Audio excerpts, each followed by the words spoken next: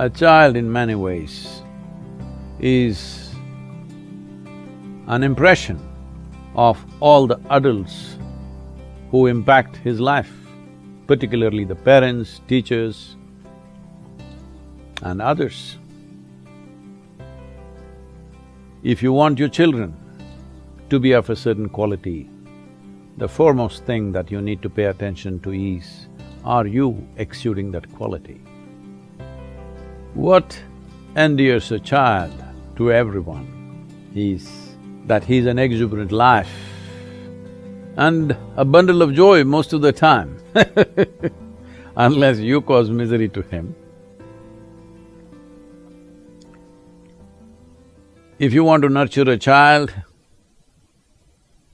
you must be far more exuberant than the child and much more joyful, then the child is drawn to you. Once the child is drawn to you, it's for you to mold the child as you want.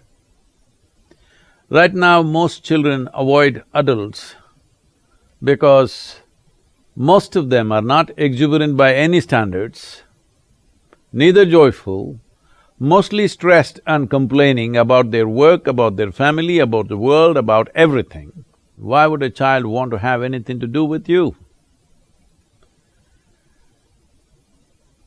When child sees you don't represent life, you represent some other vested interest.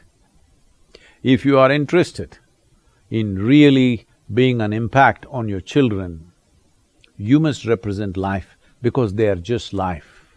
They have not become other conceited things as you could have.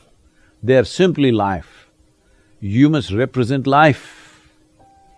Feeding upon so-called inanimate things like food, water and air, life is an exuberant expression of existence. If you do not represent that exuberance, if you do not show that exuberance in your work, in your relaxation, in everything that you do and do not do, then your child will be least impacted by you, and that is a good thing.